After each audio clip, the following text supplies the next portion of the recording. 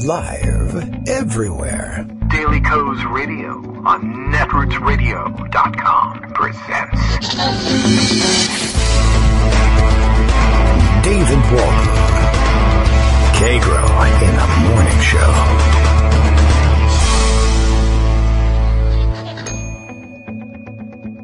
Now, here's David Waldman. Hey, good morning, everybody. How you doing? It is Wednesday, November 23rd, 2016, day before Thanksgiving. It's a tough day to get up and go to work, isn't it? Are you doing that now? Have you done it already? Are you listening at work? Are you staying at home? Do you have the day off? Kids have the day off today. You may hear them rattling around in the background, working in the doing their doing their penance in the Kagro in the Morning World headquarters / test kitchen. What are we testing in the kitchen? Probably your patience for background noise while listening to a radio show. We're going to do our best today. But realize it's a day off for everybody else here, so we just felt like we had to get on the air and chat it up. We got an agenda, of course, to get to, both of stories and of errands for the Thanksgiving holiday later today, and just tasks around the house. But you're likely reading the newspaper on your own at home, or perhaps on the train commuting, or reading tweets when you shouldn't be when you're driving to work, or maybe you're enjoying the day off and just following the news that way. Either way, we're glad to have you. We are without Greg Dworkin again this morning. Still hard at work, saving the world, as he usually does. It's a treat that he gets to come and join us and share his views each morning, and we forget that. But he has sent along a raft of stories, and there are plenty of others circulating this morning. Bill starts us off in Portland, Maine, with his usual morning tweet. Daily Kos Radio is live now. Kagro X, that's me, David Waldman, serves up surefire Thanksgiving talking points to piss off your Nazi family members. And are there better family members to piss off than your Nazis? We've got all kinds of stories today. We'll see what kind of mix we can put together. On the governmental front, if you want to call it that, some progress, if you want to call it that, has been made in putting together a cabinet, if you want to call it that, for Donald Trump, who is set currently to serve, if you want to call it that, as president, if you want to call it that, of the United States. Yesterday's picks include Ben Carson. Ben Carson's back after having his name floated for a cabinet seat. I'll have to dig up this piece somewhere. I put this one aside a long time ago, and I don't even know if it made it into pocket or not. After having his name floated for a cabinet seat earlier in this process, and commenting aloud, apparently, that he did not feel like he was entirely ready to take over an entire cabinet-level department. Only, of course, to have people note, gee whiz, Ben, you ran for president of the United States. You wanted to run the whole thing.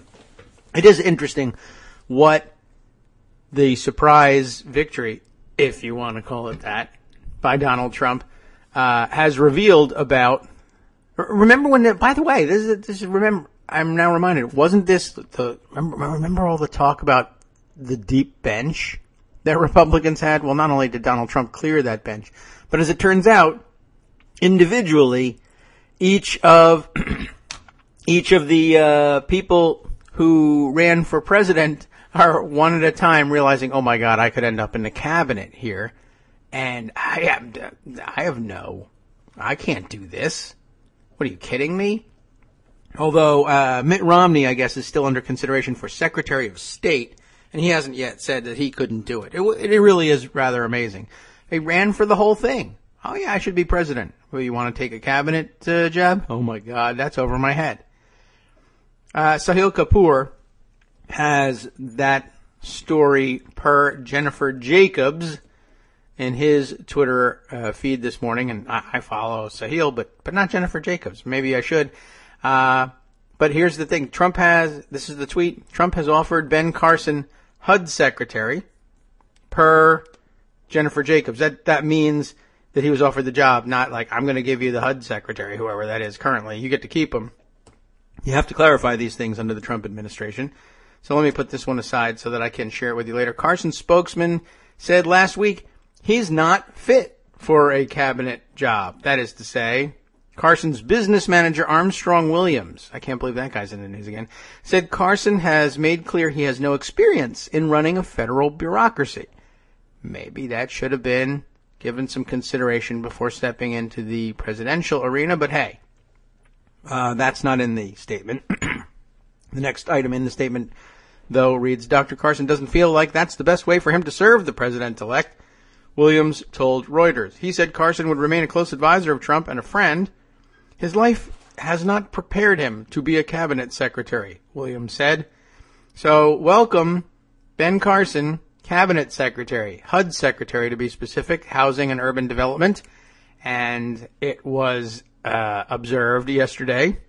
I think it was Jamel Bowie who set the standard here with this one. I tend to agree.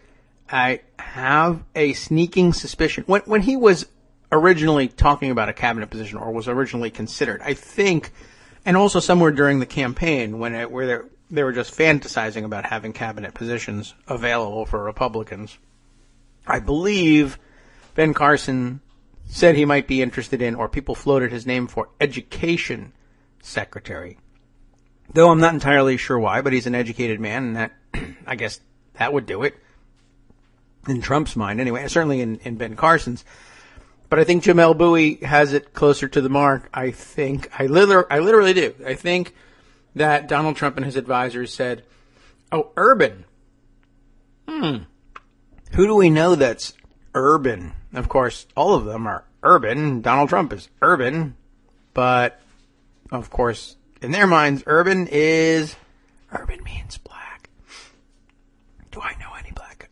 Some of my best cabinet members are black guys. As a matter of fact, I know Ben Carson. Let's make him Housing and Urban Development. Sure. I don't know what to tell you. Of the whole crew, I would guess, objectively speaking, under the old rules where words meant things, you would be able to say, well, housing, development, maybe that is Donald Trump. Surely he knows somebody who's better qualified at housing and urban development. But no, this is the way it is. And besides which, I've seen him on TV, which also seems to be, I think Dave Weigel was observing. I think that may be the criteria he's using. I've seen him on TV. They're famous people, so they'll make good cabinet secretaries. Pick number 2 that reached my notice was Nikki Haley, South Carolina Governor Nikki Haley. And again, I think the same process was working here. Nikki Haley, she's like, international, right? We're already thinking of Mitt Romney as Secretary of State. And Secretary of State is supposed to be an American guy who goes around the country and around the world and does international stuff. But what about the UN? She's international. That would work great. Nikki Haley, South Carolina Governor, UN Ambassador. Go. Why? Did she ever want that? Did she ever give any indication that international affairs was a passion of hers, an interest of hers? Nope. She just, whatever. I'll just do the old, pick 'em out of a hat thing. Saw her on TV. She's kind of good looking. She's from an international kind of situation, whatever that might mean. Boom. UN. What other cabinets have we got? Okay. Department of Energy. I don't know. I don't know what, Richard Simmons. I don't know. What energy? What kind of energy do you mean? I guess that's the next. I'm not sure which one he's going to fill next. But at any rate, I found that rather fascinating. He's making his picks like you might expect a third grader, or perhaps a fifth grader, to make their picks. All right. Other big story in the morning, carried over from last night, I guess, would have to be, somebody says there's something wrong with the vote in Wisconsin. And here we're not talking about the gerrymandering. That's an actual serious thing that made it all the way through the courts, and the courts overturned the plan under which everybody was just elected in Wisconsin, which is sort of startling, and we'll have to catch up on that story and get some good backgrounders to share with you. But in this case, I'm actually speaking of the presidential balloting in Wisconsin. It's risen to the level, these observations have, where serious-ish people have become comfortable publishing these thoughts and analyses, and that's no small thing. You're asking people who have largely built careers in part on straightening out absurd-seeming claims about either voter fraud or vote hacking or electronic vote machine hacking or counting hacking or the Russian hacking of this, that, and the other thing. And as you know, it's been kind of it's been uncomfortable all along throughout the campaign for me to acknowledge the Russian role in anything because it just seems so outdated and anachronistic. But I guess we're living in a new world.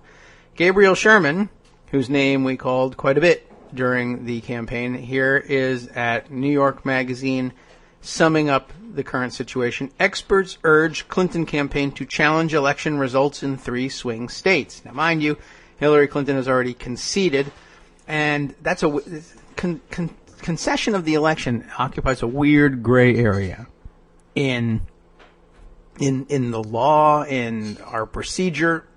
It's a very odd. It's an odd duck. It's not a legal procedure in itself, but it serves as a proxy in legal procedures elsewhere for decision making and ratification of decisions to stop counting votes, etc. In other words, states can, unless they have their own independent reasons for continuing with recounts or now audits are now entering into the lexicon. They can conclude with that counting and certify their results if one candidate says, it's okay with me if you stop. In other words, if you find a mistake at this point, I don't care. And you usually only concede where it's, where you're 95% sure, or in most cases I would guess people would probably peg the number at around 100% sure, that even finding a mistake at this point isn't likely to reverse the results of the election. So you concede, you look magnanimous, you look like there's a peaceful transfer of power, et cetera, et cetera. And so it's very rare that a concession occurs in a situation where it's unwarranted.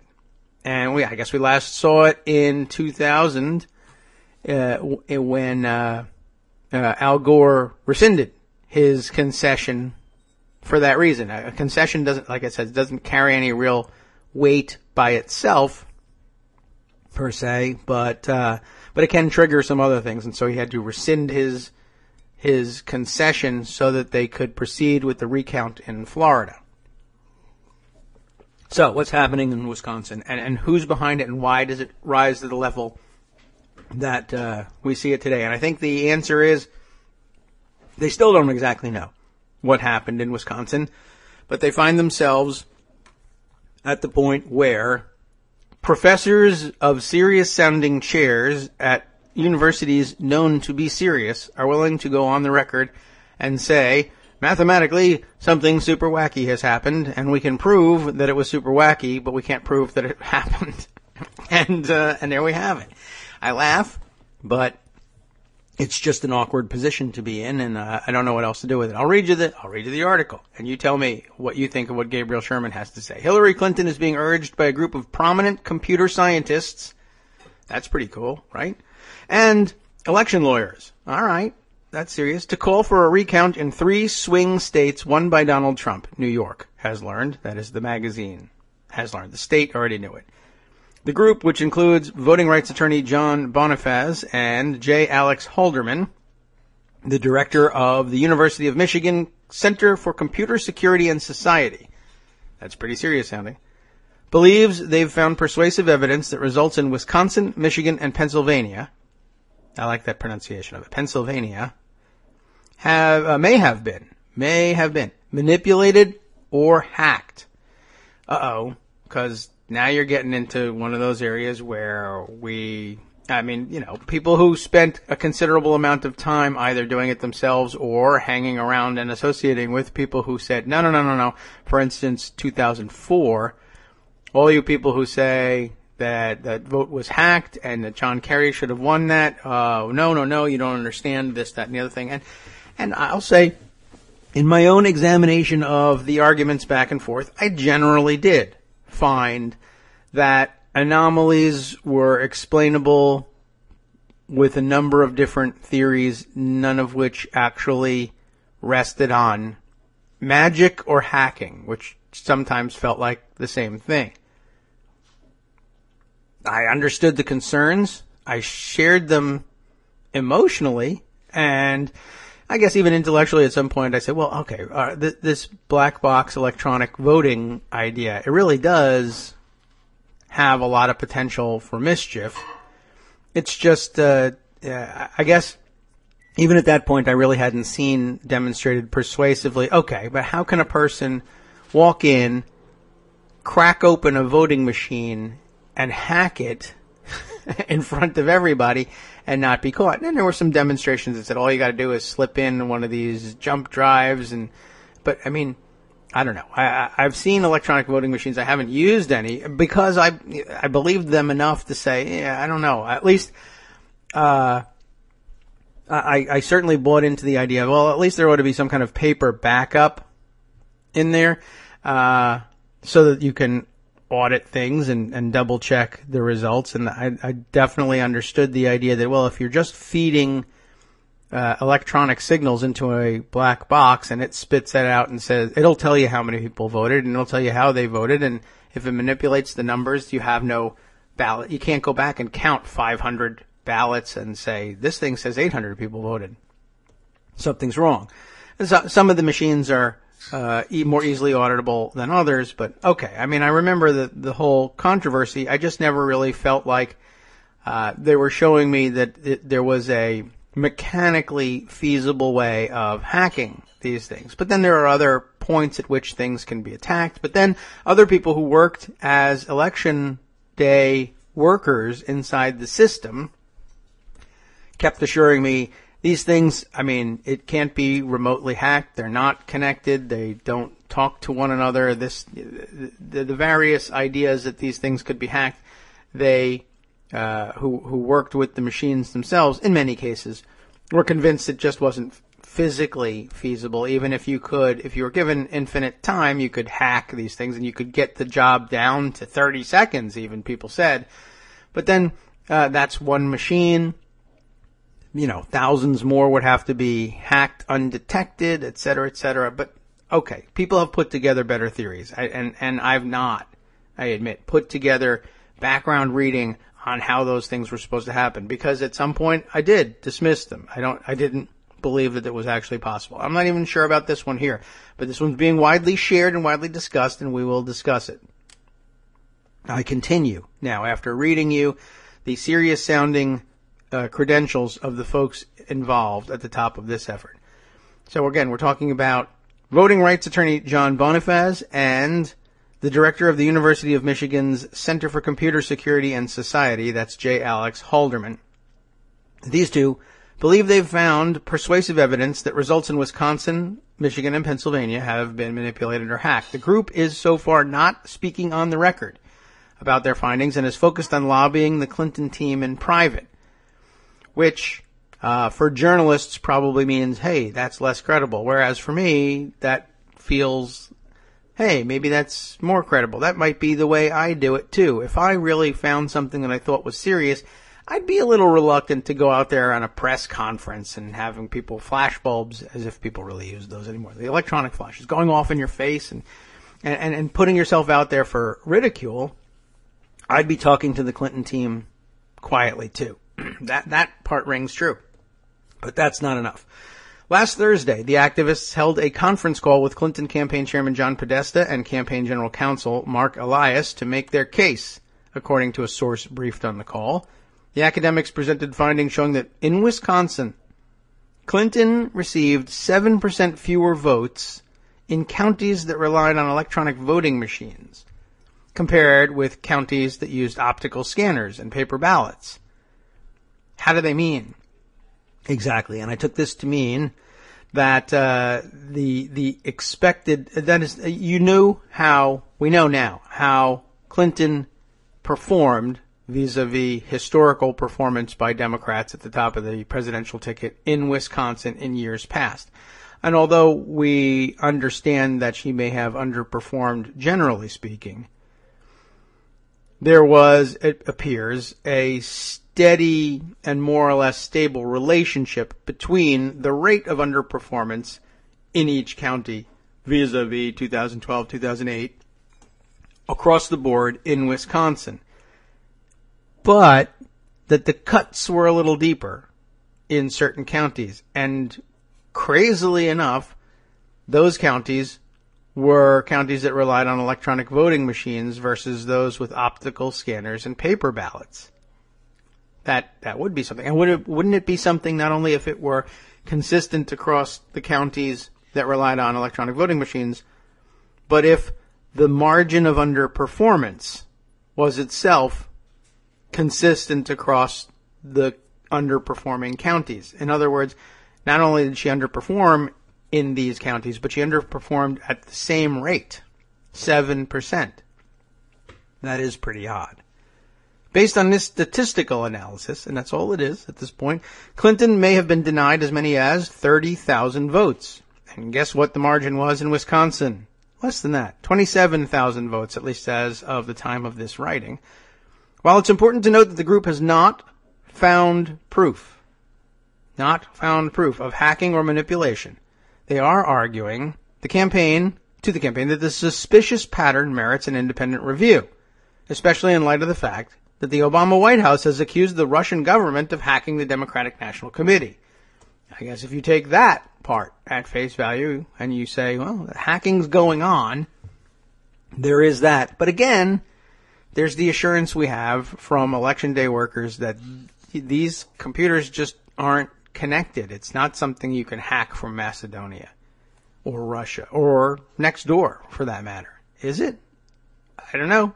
I guess at some point you want to check things out. But is this the context? Well, maybe what other context could there possibly be if we're seriously afraid of a Trump dictatorship? I guess this would be your last chance. That does add an additional element to it, doesn't it? According to current tallies, Trump has won 290 electoral votes to Clinton's 232, with Michigan's 16 votes still not apportioned because the race there is still too close to call.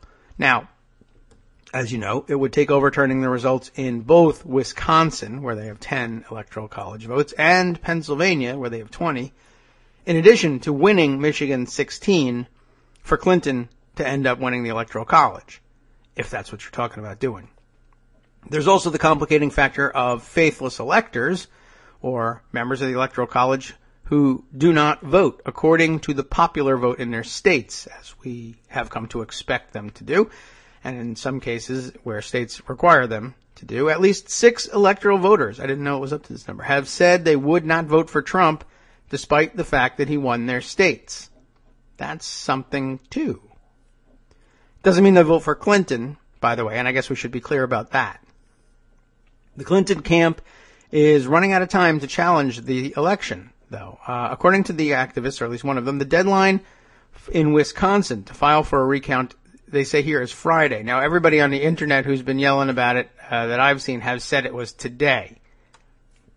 I don't really know what that is supposed to mean, but at any rate, I don't know whether, Friday sounds like a good deadline, but I guess you'd want to check that out. In Pennsylvania, it says it's Monday, and in Michigan, next Wednesday. Maybe that was part of the confusion? I don't know. Maybe this is confused. Whether Clinton will call for a recount remains unclear. The academics so far have only a circumstantial case that would require not just a recount, but a forensic audit of voting machines. That's something. Also complicating matters, a senior Clinton advisor said, is that the White House, focused on a smooth transition of power, no drama, right, does not want Clinton to challenge the election result. Clinton Communications Director Jennifer Palmieri did not respond to a request for comment. If it was Hope Hicks, we'd have to say, how does she do it? But we know how Jennifer Palmieri does it. She's busy. And it's a sensitive subject.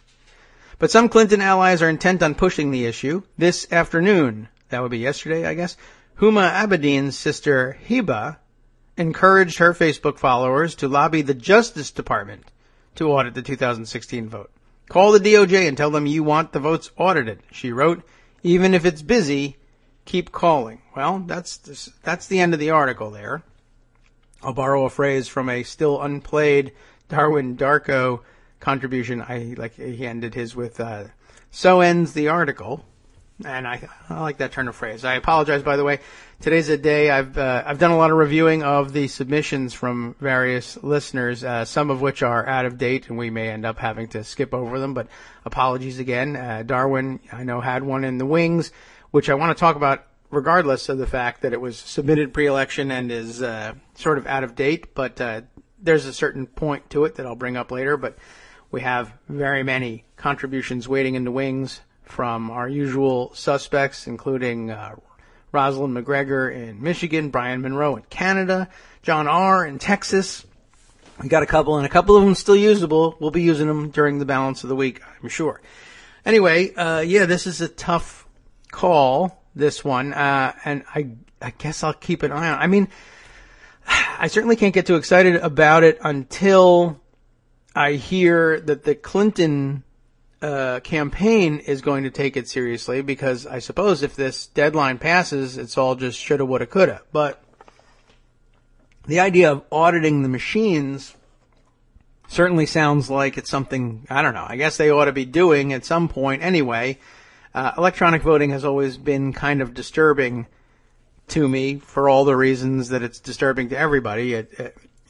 I'm bothered by the fact that these things are coded by private companies, and they insist that the coding is proprietary and so is therefore, not subject to public inspection.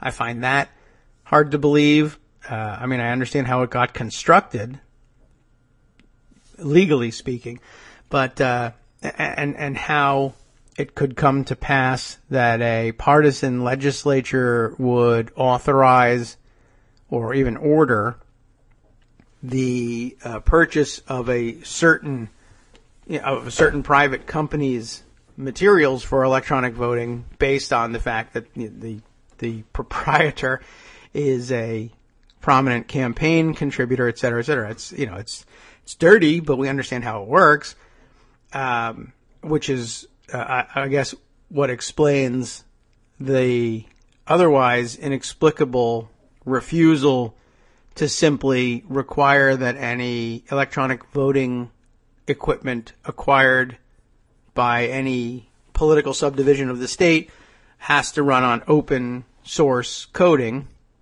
available for inspection. I mean, it's not as profitable a business, but who cares? It's not supposed to be. I mean, there are some things that we hold separate from the profit motive and shouldn't be, you're not going to make as much money making electronic voting machines. Well, that will stifle innovation in electronic voting machine manufacture and design.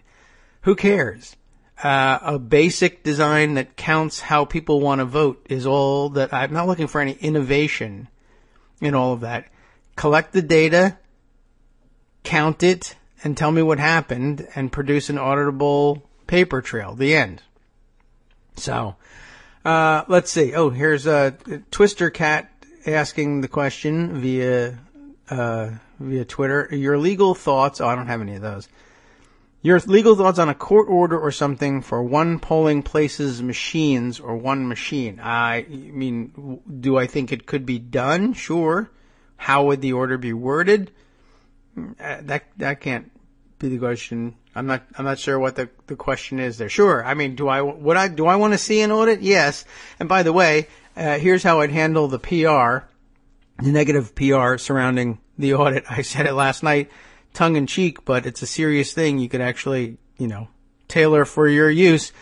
Once the Trump transition office starts complaining that Hillary Clinton, she's a sore loser. They're trying to recount steal the election, blah blah blah. Why doesn't she just give up?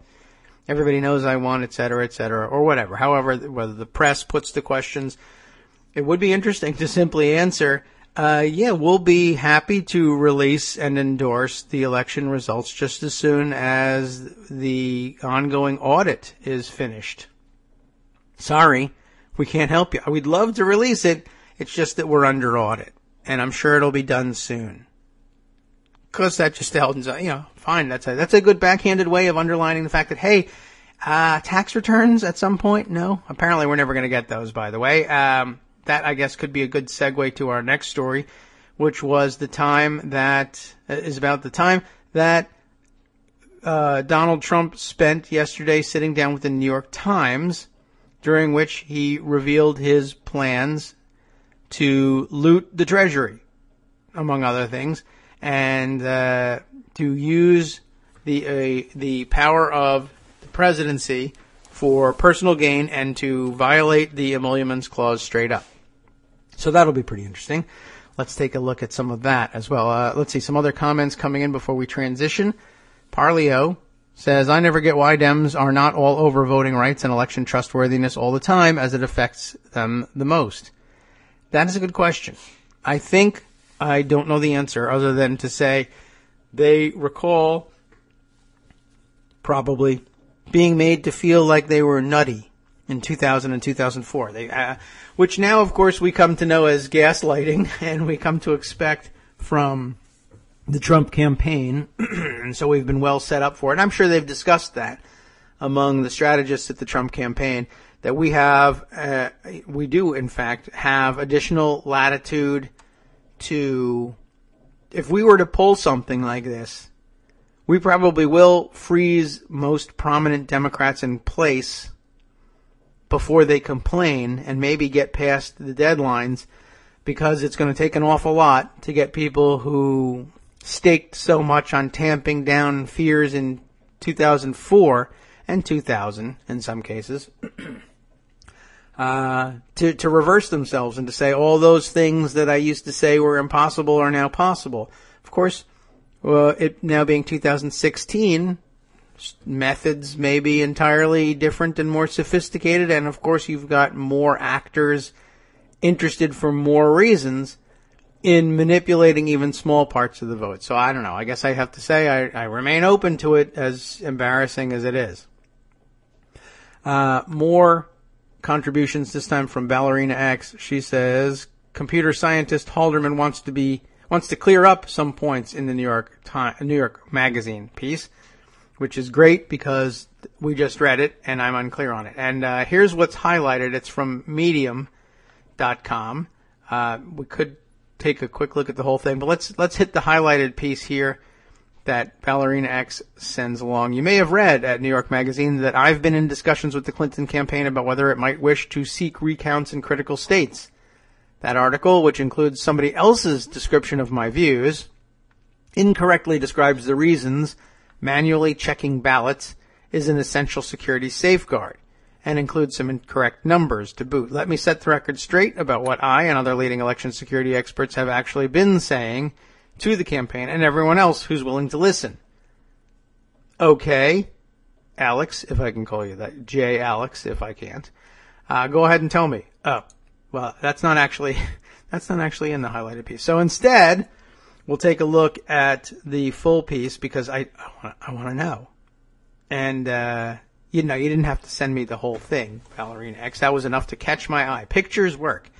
Very good. Okay, let's take a look at J. Alex Halderman's latest. Posted 6 hours ago on Medium.com, which I never really have figured out exactly what Medium.com is. It feels like that thing which the Huffington Post was originally supposed to be, but then it developed into something more of a newspaper, at least for our purposes. Anyway, over at medium.com, J. Alex Halderman writes, want to know if the election was hacked? Yes, I do. Look at the ballots. All right. So, it begins with the highlighted piece. Remember, you may have read all this stuff. Well, I want to clarify some things. Here are the things. How might a foreign government hack America's voting machines to change the outcome of a presidential election? Good question. Here's one possible scenario. First, the attackers would probe election offices well in advance in order to find ways to break into their computers. I assume they would. Closer to the election, when it was clear from polling data which states would have close electoral margins,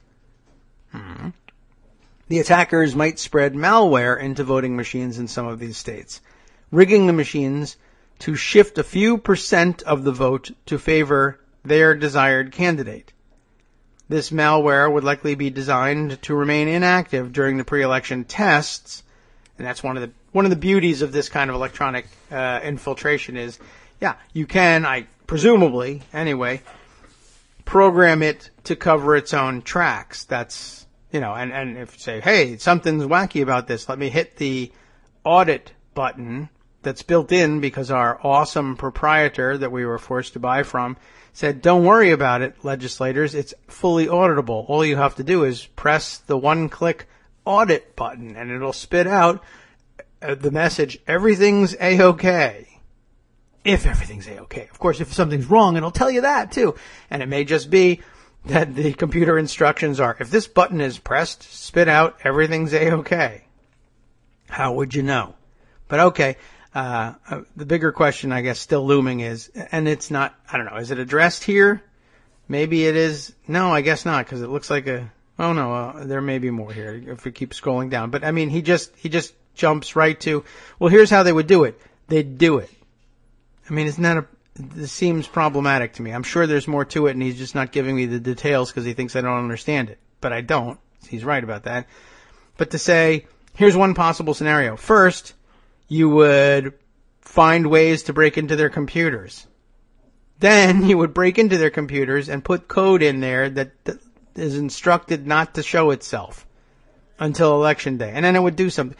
That's a big leap. First, you find ways to break into their computers. But all the people who were election volunteers said there's no way to break into their computers. But all the people who say these computers are hackable have put videos on YouTube about how you can do it. But I guess, it's saying, and I guess I have to clarify their language here too, right? First, attackers would probe election offices well in advance to find ways to break into their computers. Which computers? The computers people are voting on, the actual machines, the computers they use for tabulation, the computers on their desktops that they use for general communication in the office? Which ones? I don't know. I'm a little confused about that one. So they probe the offices to find ways to break in. They break in. They put in malware. The malware is designed to remain inactive during pre-election tests and do its dirty business during the election, then erase itself when the polls close. Computers are amazing and can do all this stuff. The real difficulty in arguing about it is that when you translate it into translate it back into human language for explanation, it sounds an awful lot like self-fulfilling prophecy and garbage and magic. You know what I'm saying? Armando, you're listening in the background. If you're interested in offering your comments along the way, you're certainly welcome to do so. This is a difficult enough subject to stumble through all by yourself. And you'd certainly be most welcome. We won't have Joan here today either, so you won't be stepping on her toes. She's preparing for the Thanksgiving holiday as well. All right. So, and he just had commented to me, well, you break into all the computers. I'm sure you do. I mean, I guess if I'm designing a thing and I know nothing about it, break into every computer you can reach. Go for it. See where we can get in. And it may be enough to say break into the ones on the desktop because, yes, while it's true that we never end up connecting the voting machines themselves to the internet, I don't know how some of these systems work. It may very well be that on game day, turning on the rest of the system, which is not connected to the internet generally. What if that's something that's triggered by commands from the desktop computer that the hackers broke into earlier? I just don't know enough about how the stuff works to say no to it, and I'm stuck assuming that people in charge of a major university's center on computers and society have a better idea than I do about how that works. Armando is taking up the challenge and joining us this morning. Good morning. I think it's an interesting look. Let's get out some full disclosures here. Okay. We're all talking about this in a reasonable way because Donald Trump is that scary. So I mean, part of this is wishful thinking that something can stop him. That's just a reality. Yes. Now, but let's be fair to a lot of people who talk about these things. They always talk about these things. This isn't new for them. They've always been concerned about this type of thing. Two excellent points. All right. So, and we poo-pooed them. We did. I still do for the most part. But I do think that there is a way of doing this that is politically palatable. Look, Donald Trump's going to be president. Nothing's going to change that. I mean, checking for hacks and all this other stuff, it's not going to be undone. So if you accept that reality, then let's treat it as sort of an academic issue. And this is the question I posed on Twitter today. I don't know if you know or care, but let me tell you what. In Florida in 2000, you remember there was a newspaper consortium that did a recount? Yes. And they, back then it was, well, which rule do you apply? Do you count the overvotes and the undervotes and yada, yada, yada? Mm-hmm. And they came up with some different results, but most of them had Gore winning. But nonetheless, there were some very tight screens that had Bush barely winning. Can we do that here?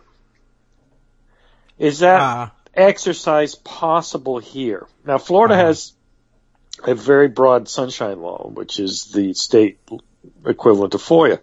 You really can see almost anything that's deemable as a public record. That's why Jeb Bush had all those problems with those emails he hid. Well, he didn't have much problem, did he? But in theory, he could have had problems. He's not president. With it. Probably not with the media, because only Clinton emails matter. But in theory, there was a problem there.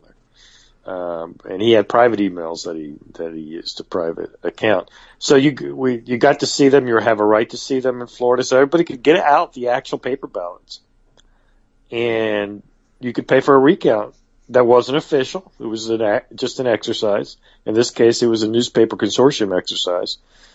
Can you do that in Wisconsin? Anyway, I don't think we should.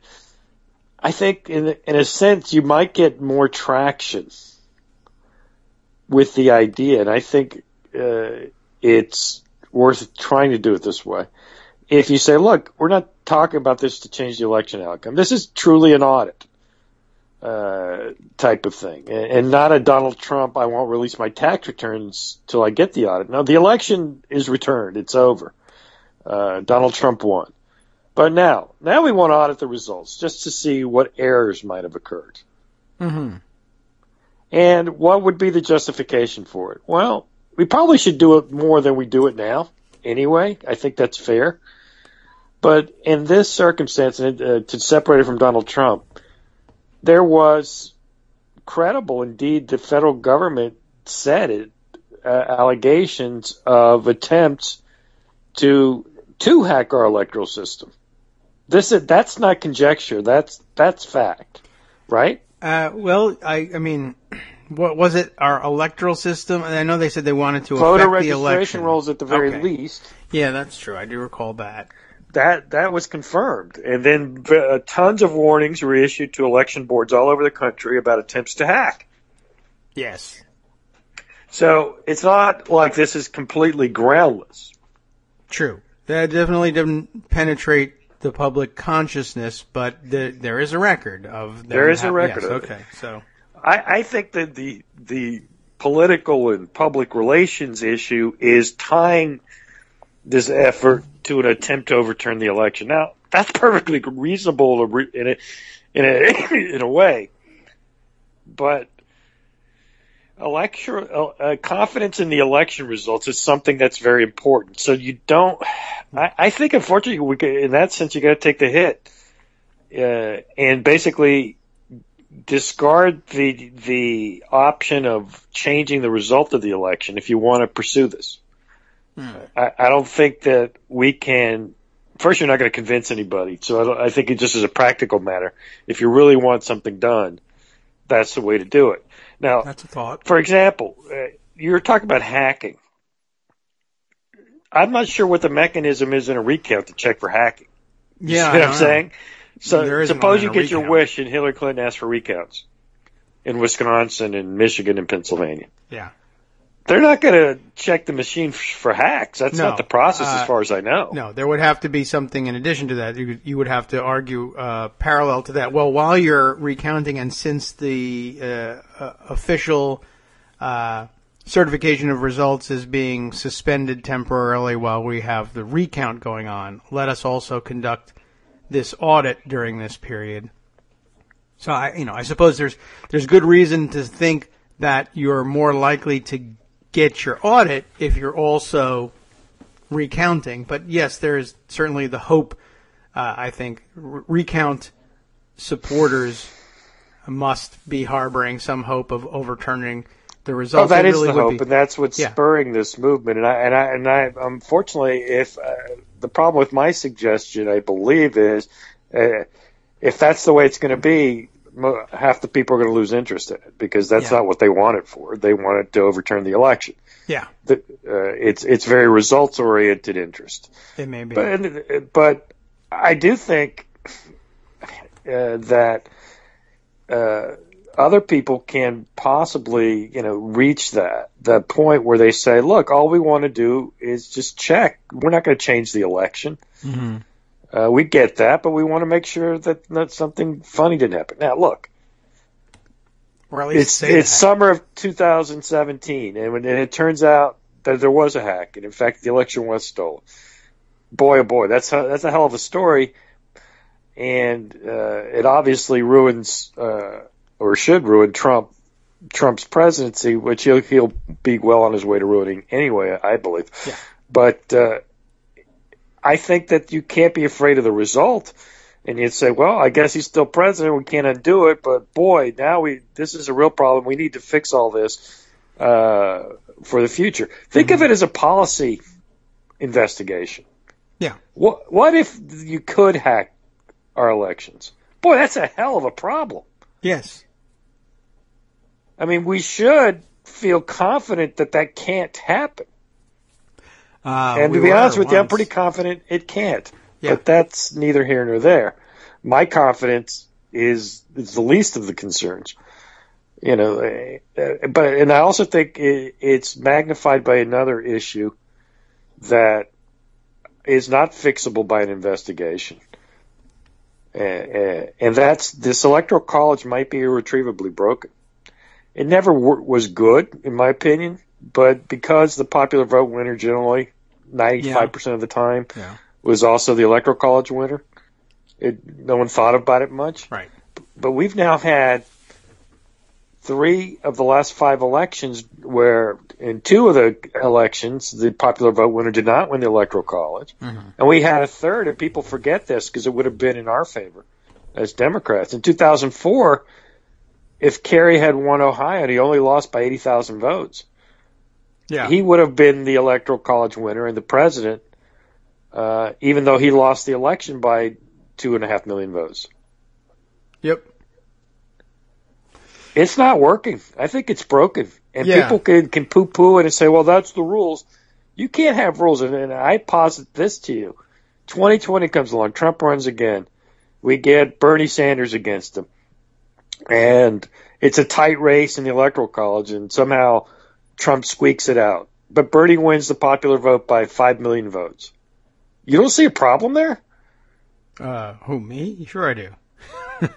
I know you do, but I mean just... Right, and everybody else. Or put it vice versa. I'd have a problem if it was in reverse. I really would. Yeah. I honestly think that a lot of the reasons why I never warmed up to any of the Kerry stuff in 2004, Diebold was very off-putting, and Beth Harris. But fundamentally, there was no moral argument. Kerry lost the election. Yeah. He lost by millions of votes. Yeah, so it was easy to get past it, but absolutely, it's true, and sure you can fall back on those are the rules, but we've changed the rules before. When the rules are bad, you change them. Yeah, this has been a bad outcome for a long time, and we've known the danger. We've known the danger of it for hundreds of years. But right, no, we've had problems. There have been 4 elections, I believe, 2 in the most recently, but there have been 4 elections where the popular vote winner lost. Yeah, and wasn't it 1824? John Quincy Adams, but that was thrown to the House, and there was no majority. It was not really a two-way race, so I'm not sure exactly what that. There have been a number of problems. It goes way back in history, and then it just sort of settled itself for a while, and everybody left it behind, forgot about it, and then now it's reared its head several times recently. No, it's going to be a common feature apparently, and that's the issue. Yeah, at least to me. So the other, which I believe from memory, I believe the Benjamin Harrison Grover Cleveland contest. Cleveland won the popular vote and lost the Electoral College. Yeah. Then he beat Harrison in the next election, so that sort of went away. Those were 2, and then the 2 that we are faced with now, 2000 and 2016. Mm-hmm. So let's not pretend like, this always happened. It doesn't always. It hardly ever happened. As I said, you take the John Quincy Adams situation, which is almost sui generis. There was like 5 candidates, and it's really, that would probably be an argument for instant runoff voting in 1824. But and then you have the 1888 and the post-Civil War period. That by then they probably didn't think of it quite as post-Civil War, but it was certainly after coming in 1876 when you had that very close election, but that wasn't a popular vote issue. That was a little different. And then these 2. And the problem isn't so much as that you can expect it to happen again with these strange demographic breaks in certain states. Now, look, it's the same problem with the Senate. The Senate's a problem, and I guess we live with that. But the difference is at least the Senate has individual races where there's a popular vote winner. Yeah. Here, the popular vote winner lost, and lost badly. The popular vote loser is going to be president, and he lost badly. And that was the case which was relatively closer. Well, not relatively, absolutely closer, both in absolute numbers and in percentage terms, when Gore won by 500,000 votes. Here it's going to be close to 3 million. Yeah. That's 6 times the margin. It's just going to be hard to tell me, that's not a big deal. Yeah. Well, there's no really strong argument left for the Electoral College. And by the way, I guess the last remaining theoretical argument for it ends up going out the window if they simply ratify the results as expected. There was never any reason for it. The electors themselves shouldn't exist. You can say each state has the Electoral College votes in there, and as soon as they certify, that's it. Nobody has any discretion. That's really how it should be. Really, if you're even to have an electoral college. Right. The fact that they still have electors, the only argument left for it is, they're there as a check against, There's no check. as a check against electing a complete... Against the people. Yeah, if you believe in your system, you don't need it. Yes, that's true. But the only, I'm just saying the last argument that gets offered for it is, they're there as a bulwark against a popular election of a despot. Or of a madman. Yeah. And so okay, now, so if it doesn't work here, in theory, this election. Yeah, that's interesting. I wonder if at any point during the ratification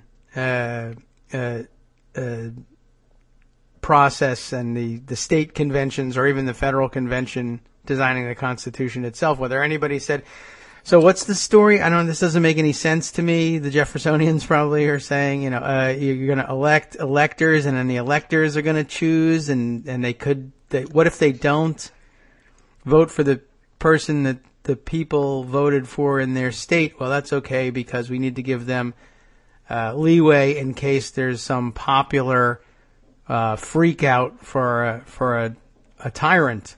I'm sure they would have said at that point.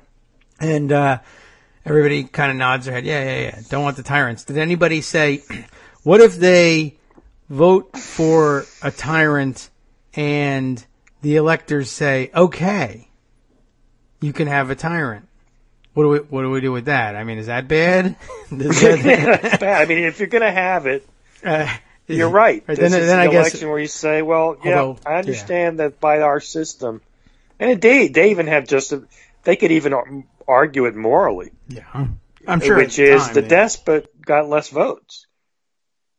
Yeah, they definitely could have gone with that. I mean, they didn't know what the situation was going to be. I'm sure they tried to game out some of that, but it really would have been something. And I guess if I'm sitting at the convention and somebody says, well, what if the people vote for a despot and the electoral college voters say okay, then the answer is, well, then it's pretty unanimous. Everybody wants a despot. There's nothing you can do in that case.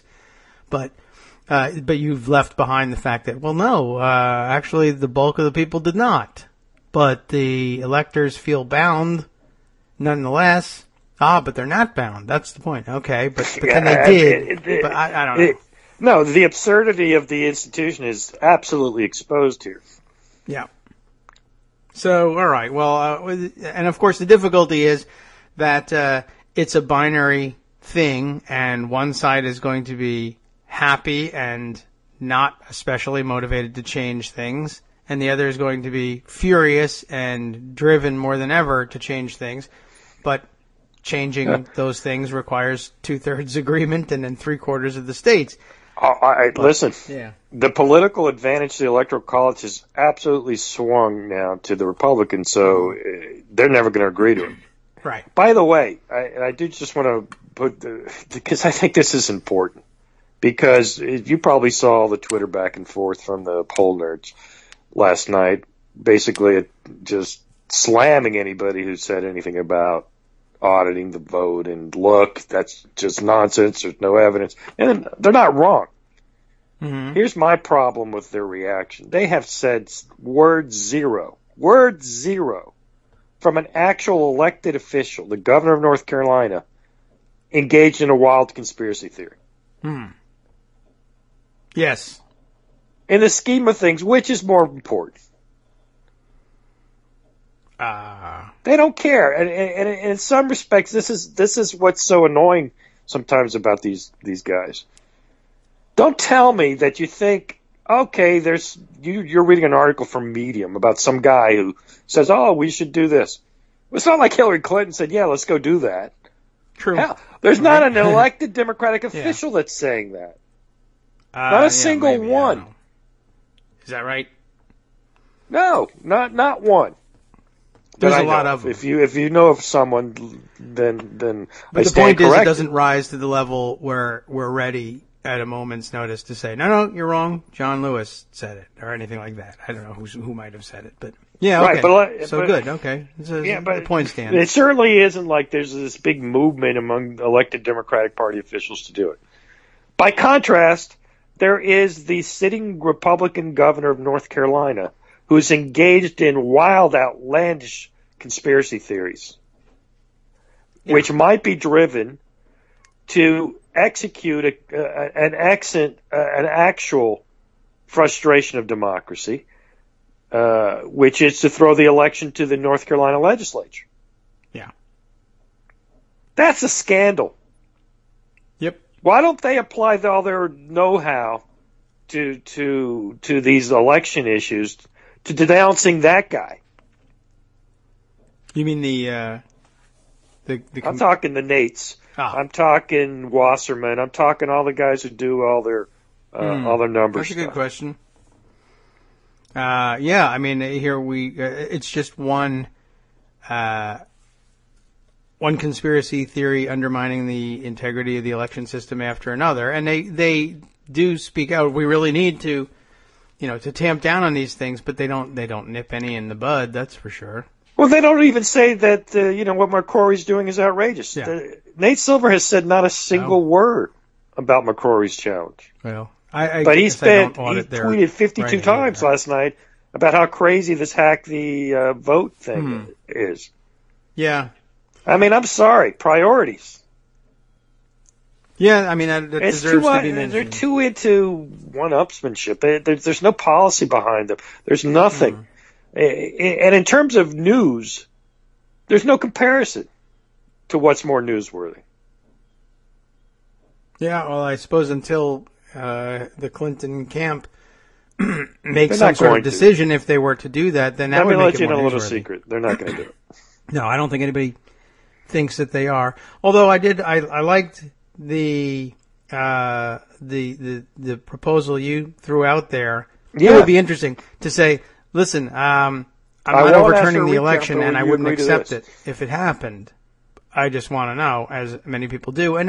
But then I guess you could ignore the deadlines, or I suppose you could make that proposal after the deadline passes and say, I've now precluded the possibility of reversing the election, and I did that for a reason. I might do that. I think I might deliberately let the deadline go and say there have been questions raised about it. We don't think it affected the election, but we think for the confidence of the country, we should audit the vote. Mm-hmm. Well, that's a possibility if you want to approach it in that way, and it's not without merit. Although I'm sure that there are people for whom the primary motivation is, I want to reverse the election results. Donald Trump is insane and he's going to kill us all. And I have to acknowledge you have a point. Send your letters to Armando. But I'll take them too. I mean, I understand why they'll be furious about that, but it's not up to us. Hillary Clinton is not listening to us. We're not even communicating with Hillary Clinton. You probably are. You've got a better shot in calling her campaign and getting her to change her mind than I do musing about it on the radio. I am not advocating one way or the other, and she's not listeing. So don't get too angry. Do your thing. I mean, it's okay. I don't know anything. I'm just telling you. First, it's not. I honestly don't think it's going to reverse the result. I mean, that's number one. Number two, there's really not enough there to really justify. This isn't Florida 2000, okay? It's not that. I mean, she lost by 25,000 votes in Wisconsin. You really do have to claim wholesale fraud to expect a change. That's just too many votes. That would have to change hands. Yeah, and I guess I would say, I don't know how they would approach such a thing like this, but if I'm sitting as a judge in Wisconsin and somebody proves to me that there was this manipulation going on, and I'm sure the Trump lawyers would be there to make the argument that, you don't just then say, well, we think 30,000 votes were shaved off. We're going to add 30,000, and guess what? Okay, so that means because the margin was 25,000, Hillary wins, you get our electoral votes. I'm sure that the argument would be, well, okay, so if you are accepting if the court's accepting that there was wholesale fraud, I would guess we have to do our election all over again. I don't know what we do. I mean, that's the whole thing. It's just say, oh, well, that's it, and we accept the results as they were. And, what they wouldn't do is just say, yeah, okay, so plus 30,000 to you. I award Gryffindor 30,000 points. Exactly. They're the winner. I assume you could not do that. I guess unless somehow you managed to prove in court, now we have a complete certainty. We have computer forensics that say he lost 0 votes, she lost 30,000. But I assume that even a judge faced with that just says, wow. Really, my two choices are certify what we've got and recommend that the state do something about their elections system, or somehow, I guess at this point, I have to get on the phone with, the Congress, the Supreme Court, the White House, and say, I'm at the point where I'm ready to say Wisconsin's vote can't be certified. We have to throw this out and do it over. And I don't know how we do that, given that we know the outcome from everywhere else. So what do you want me to do here? Yeah, the one thing that gives me pause, because I always complain about it in other Democrats, that if it was the Republicans in this situation, yes. they would be asking for recounts everywhere. Yeah. Right. And I'm tired of not being doing a softy here, but it's just not in me to pretend that that's going to change anything. Which was good reason to say, all right, well, I've aired my concerns on the radio because I have to fill 2 hours, but if you were to object and to go out there and demand a recount, and for some reason Hillary said, okay, you bring me the radio guys over there from Kagro in the morning, and they say, yes, I'll do it. If it was up to me and I was the deciding vote, I'd say do it. Yeah. So don't get too angry. But I mean, yeah. Am I going to call Hillary? She's not going to take my call. If she would and I got through, would the thing I said to her be, you know what? You got to challenge the results in Wisconsin. Maybe. Well, you got to challenge them. If the purpose is to overturn, you got to challenge in Pennsylvania and Michigan.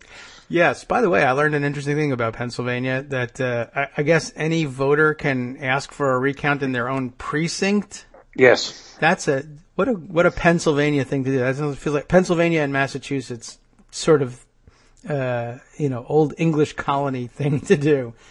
Yeah. It's a weird like a marriage celebrant in Massachusetts can be anybody. I object. Yeah. So it just feels Quaker to me. You know what? Yeah, it's amazing that doesn't happen all the time. You'd figure there'd be at least one disgruntled person in each precinct from each party that says, probably just don't know. I don't agree.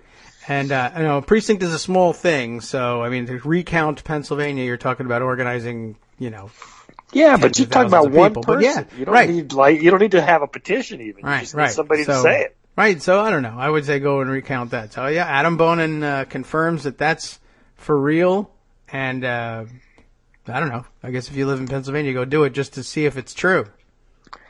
Yeah, I first saw it mentioned by Mike McDonald, the University of Florida professor who does a great job tracking election results and making sense of them.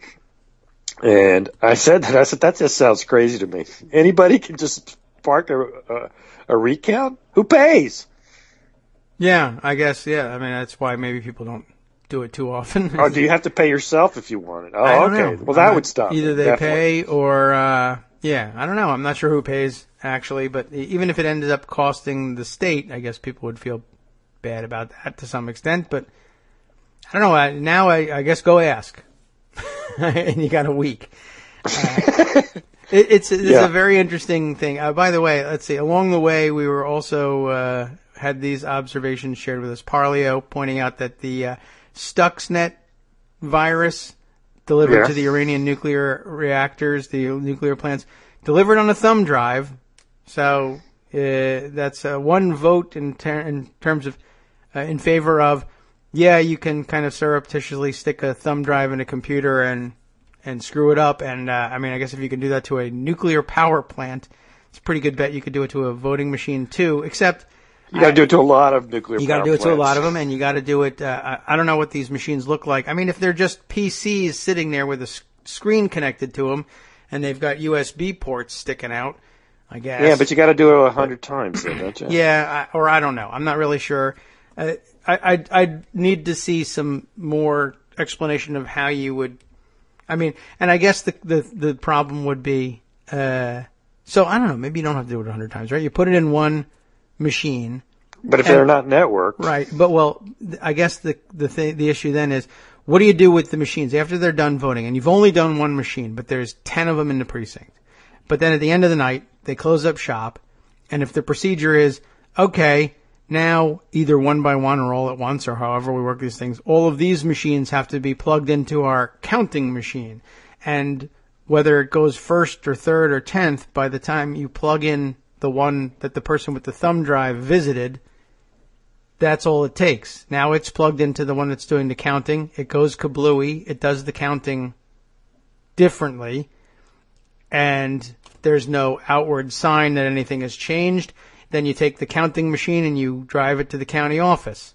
And they plug all of those counting machines into the big counting machine, but the one you just sent to the county office is carrying the same virus, and whether you're plugged into the county's central counting machine first, 10th, or 100th, doesn't matter. The code moves again, the count goes kablooey again, and then they take either those results or that actual machine, depending, I guess, and then head to the state capitol with it. And, virus should be thought of like an organic virus. You've got it. You came in contact with something. The next person has it. They may not know they have it, but they have it, and they're carrying it, and they go and they sneeze in the next guy's oatmeal, and now he's got it. I don't know. I just don't know whether that's really the way those things work, but I suppose if it's a matter of you touched the code and now you got it, and it's designed to do nothing until, well, what if the damn code is, okay, here it is, here's code. All you need to do is reproduce yourself and make sure that any computer that connects to you gets a copy of this. And the instruction is, until you get to the big machine where you're handling more than 10 million votes, don't manifest yourself in any way. But by the time you find yourself in a pool of 10,000 votes or more, release your poison.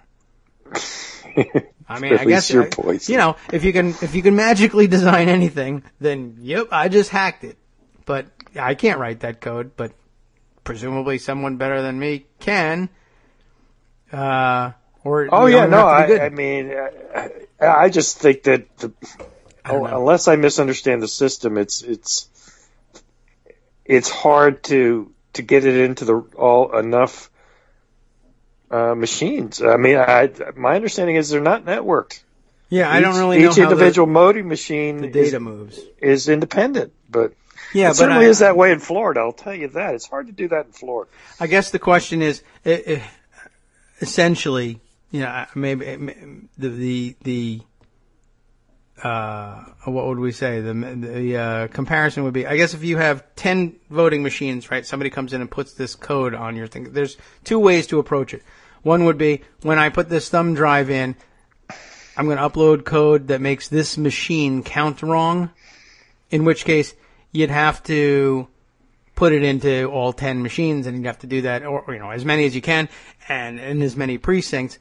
But if the code is, don't change the way this machine counts, don't even change the way the whole precinct counts, wait until you're at the county or state level. And I mean, unless the system is, all right, here are our 10 voting machines, and then at the end of the night, press this button, and machine number 1, tell me how many votes for Hillary Clinton and how many votes for Donald Trump and for everybody else, and spit out a thing, and then you get paper tickets or data or whatever that you write down by hand from each machine, and then take a calculator, add it up, and call the county, and the county writes it down and puts it into their own calculator, and then says to the state what the answer is.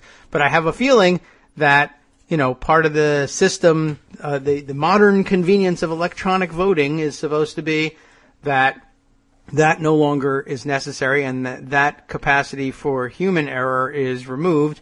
Each machine, at the end of the night, you eject a disk or whatever the hell it is, or plug in your own thumb drive to retrieve the data that's on each one of these things and plug it into one other machine that you've got that will generate the results extracted from all 10 of your machines. And then you either, I don't know whether you still phone these things in, maybe you do both, but then you probably carry a thumb drive from your precinct's central counting machine over to the county office, and the county office collects all the thumb drives and plugs them into its counting computer, and they're not networked in that sense, but the thumb drives are carrying the virus in between them. So there's no way to hack in at the last second from Russia, but there is a way to plant something, and all you got to do is get it into one machine, and unless the precinct workers somehow neglect to count the votes on that one machine that you happen to visit, there's no way to keep the virus out of the stream. What if that's it? Yeah. I don't know. So, more comments from outside. Everybody basically says, "Hey, I don't know either, but it sounds plausible." Parlio commenting, "None of us know how e-voting works. That's the problem with it. Citizens have to understand and trust those things in order for them to be such a fundamental part of our democracy." And yeah, he's right. Ricky May saying, "I don't know enough about how the machines actually work, but the virus scenario sounds plausible." Don't listen to me. I also don't know how they work, but I don't either. Get that point. And that's why I'm not averse to looking into it. I just think that the heat of it as a mechanism for overturning the result of the election makes it, frankly, untenable as an approach outside of a recount scenario. See, what we're talking about isn't recount. Right. And that's why these paper trail laws are interesting, and that's really where the recount. You have to stay within the confines of contests and recounts as we understand them. Once you get outside them, I think it's hard to do and it's hard to take. I think one of the things you said is really important. So what do we do? A redo on the election? If you can show it?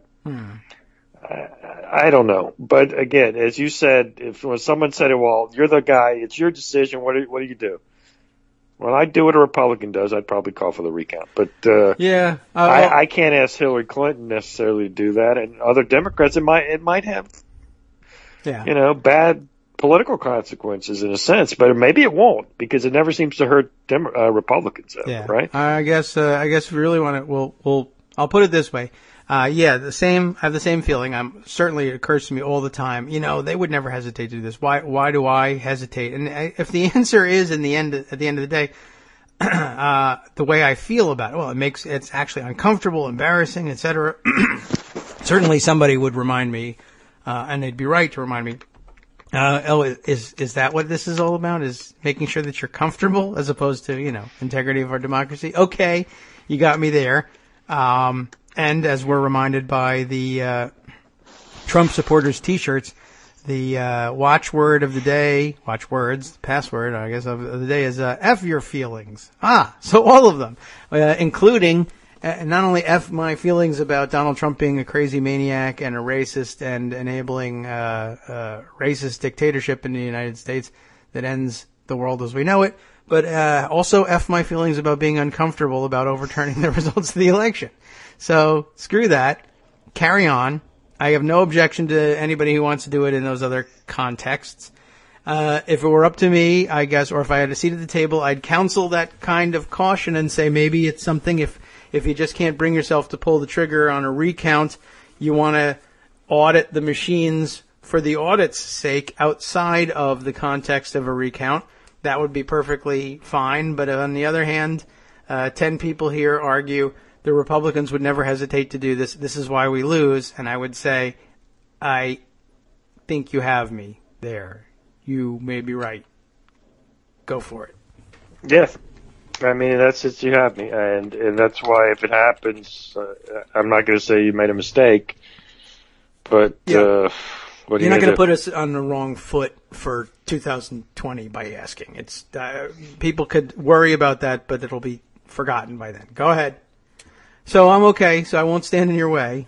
As it turns out, there's considerably more to J. Alex Holderman's piece here, so I'm happy to return to that. I don't know if you want to stick around to comment on that or anything else. Can I give you 5 minutes? I know you're getting sick of me on emoluments. No, everybody wants to come back to emoluments. That's fine. Because I really do think it's an amazing problem here. I was thinking it through, and I looked at these laws, and of course the Constitution and some of the case law that's developed on just what the meaning of emoluments is. Yeah. And I don't see how Trump can do this without divesting himself of all foreign interests. Oh, he can't.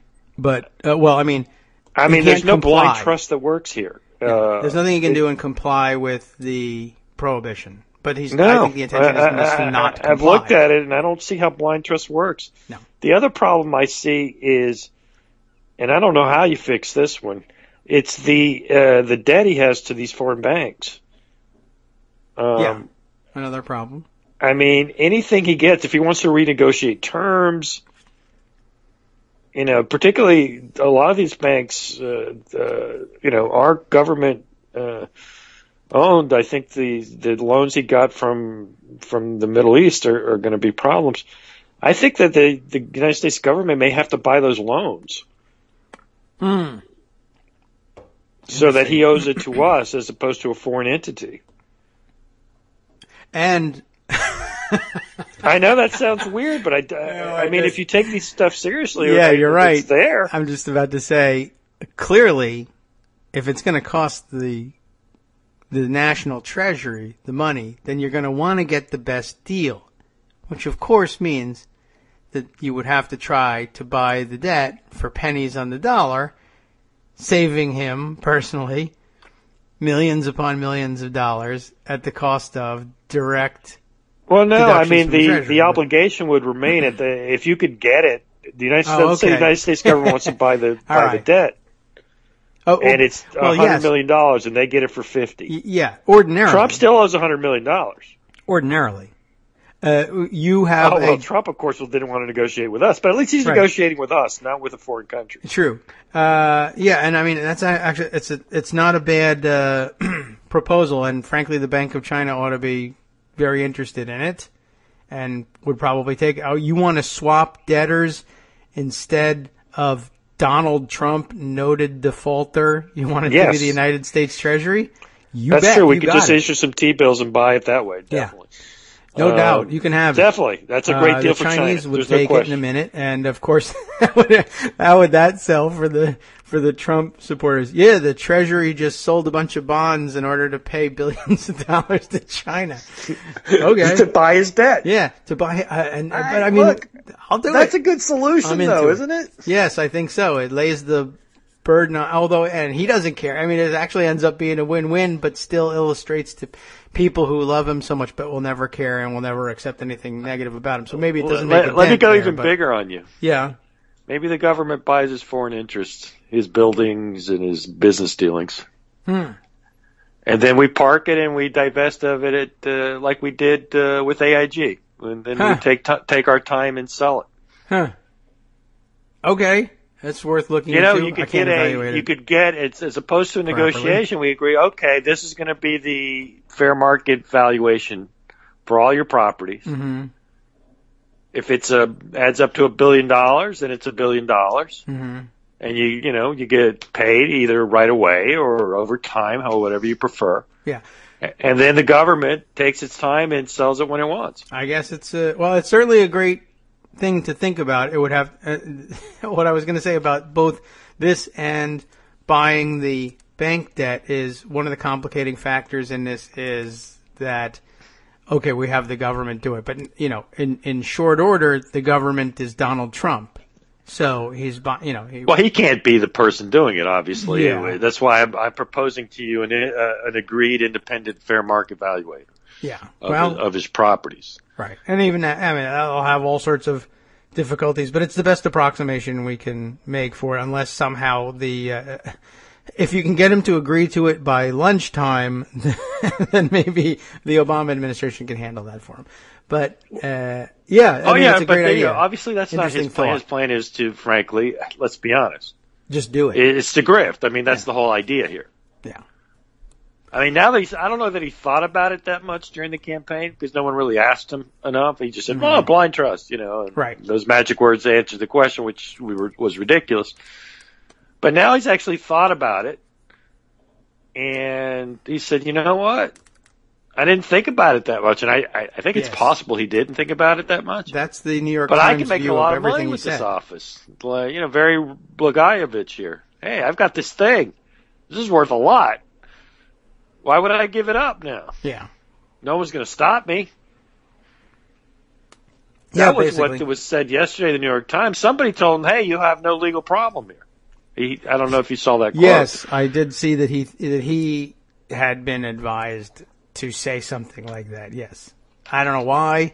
I know what the root of it is, and I know they're just being super aggressive, but... I don't know. I don't think there's any actual rational root. I just think they're used to saying he can do what he wants. Well, maybe. Because there's no look. I know there's that one guy who says that this doesn't apply to the president, Right. but his argument is just specious. It's not even colorable. No, until you get 5 justices to say it is. Yeah. Well, that doesn't make it colorable. I mean, I again, they may be the final word, but that doesn't mean the final word is right. Well, no. Okay. It just means he gets to do it until somebody else straightens it out. Right. I mean, look, Dred Scott was not right because the Supreme Court said it. It was wrong. They just It was never right. Yeah, I understand what you mean. So, I mean, that's like what people say, well, who could enforce this prohibition that I've been talking about? Mm-hmm. And I said, well, so the Congress isn't going to impeach. Well, yeah, that impeachment would be one argument, but the laws themselves provide the Attorney General the standing to do so. Now, they say, well, do you think the Attorney General that Trump picks is going to do it? He'd fire him. Right. And, yeah, I mean, that's very possible. Nixon fired the Attorney General. Or asked for his resignation. No, I think he fired him. The Saturday Night Massacre was officially, Bork fired everybody, as I recall. Yeah. Yeah, those things can happen. But that doesn't mean it's legal.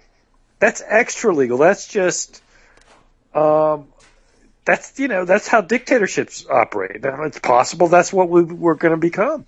Yeah. I'm not going to start from the premise that it doesn't matter because he can do that. Yeah, I'm going to start from the premise that it's not permitted, and if he does it, he broke the law. And if he fires everybody that tries to stop him from breaking the law, well, we became a dictatorship. Yes. But that's the same. I argue it's the same conclusion that the other people just jump to the conclusion that, okay, yeah, we're a dictatorship. I mean, all you've said is, well, okay, I mean, all of these things still stand. If he obviates them, then that's the declaration of a dictatorship. And, if people haven't gotten too riled up in the course of the conversation, then they'll say, yes, okay, so we're in agreement as opposed to in opposition to one another. What we're saying is, I think it's already there, and you say these will be the indications that we are. And, well, I mean, let me put it this way. If it doesn't happen the way they described, then we're not a dictatorship. Yeah. Then the Attorney General stopped it. Good news, everybody. It's not a dictatorship. Well, it's not a dictatorship till it happens, right? Yeah. I mean, it has to happen. I mean, the Attorney General needs to say, you stop, you can't do that. And the President says, screw you, you're fired. Unless, then although we have there's a position in the middle where the Attorney General says, I love America and its freedoms so much, we're in Schrodinger's dictatorship right now. If I do something and I lose, it's a dictatorship. You should trademark that immediately. That's a great phrase. Schrodinger's dictatorship. If I charge the president with this violation, that's basically the sign that we're in a dictatorship. And I don't want to live in a dictatorship. Do you? No. So if I don't, then it's just prosecutorial discretion, and we're fine. That's your choice. Prosecutorial discretion and outrageous unconstitutional grift, or dictatorship and outrageous unconstitutional grift. It's a hard discretion in that situation to defend. I mean, yes, but if the president can be this intertwined and so violative of the emoluments clause, the president. Well, classic abusers' behavior here is the Attorney General ends up with this problem, and Trump turns to him and says, look, if you charge me with this, I'm going to fight it, and I think I'm going to win for one thing, and then that means we're in a dictatorship. I'm not putting us in a formal definition of a dictatorship. I'm just doing me. You want to make this a dictatorship? Go ahead. It's just not defensible as an exercise of discretion. No, it's not, but it's an insane abuser's trick to lay the responsibility off onto somebody else. Now, whether that functions in that may work in a dysfunctional marriage as between two people who don't, know any other way. I don't know whether it works as between the President of the United States and the Attorney General when the democracy is on the line. I don't know. On the other hand, I don't know that he's going to pick somebody with a particularly strong personality and keen mind to be his attorney general either. And or he picks somebody who's an attorney general who's a complete buffoon and for a share of the proceeds would be happy to go along with it. Or for nothing. Rudy Giuliani. I did it because it's about time the president had some balls. Okay, that's your theory? Jesus. Yeah, I mean, look, I get what you're saying. I mean, words can be used for anything. Yes, well, a good thing, too, because I've got those. Yeah, I know, but still, I don't know. I mean, I still think we make them at least show it. It's like here's a related thing. Jonathan Capehart wrote, don't trust Trump on that he's not going to go after Hillary. And I mean, I see the point, and he's not wrong, and it's easy for me to say, but this is what I say.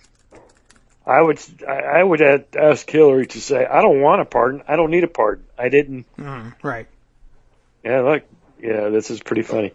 Bill Harnsberger, Bill in Portland, Maine. Yes. Thankfully, already credits you for Schrodinger's dictatorship. I think that's going to have some value.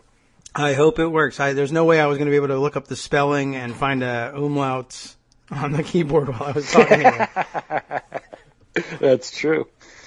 But I ask, to get back to the other point, Hillary, I would ask her not to take the pardon. Because if Trump does try to go after her, that's Exhibit A that we are in Schrodinger's dictatorship. There is that too. And he swears that off now. And by the way, I mean, minor story, I think. But some portion of Trump's supporters purport to be furious with him for giving that up. I don't know whether they're serious or not. I don't know how many of them there are. I don't like those people, and I don't like to pay attention to them. But it's out there. They're angry. They're going to. What do they do about it? Nothing. Breitbart sort of waved at it, but today, they felt like they had to do that, and then tomorrow they don't. I will say that I've seen the explanation that this is just Trump's head fake, so that Obama doesn't issue a pardon, so that he can go after he's inaugurated. Certainly could be true. I don't know that Obama was offering one absolutely anyway, could be true. Yeah. More likely, as long as she doesn't challenge for recounts or say bad things about it, they'll leave her alone. That's a possibility too, right? The moment she does what everybody's asking her to do in Wisconsin, he says, "You know what? Fine, then I will prosecute." It's back on the table. Yeah, and he absolutely would work that way, no doubt. He just did it yesterday, the New York Times. Speaking of which. I didn't grab the article, but apparently after the sit down during which he laid out his philosophy of I can do anything I want, and I'm certainly not divesting myself of anything. Their conclusion was essentially as a group, I don't know if they put on an editorial, but that their opinion was that almost everything that was coming out now as part of the transition team's plans for taking over is alarmingly thin on thought. It was just poorly thought through, and it's obvious in every instance. I didn't grab their article, but I think no one's surprised that he didn't impress the New York Times on that one. Well, look, that's just reality. The guy doesn't know anything. He's right. They're right. They got it right.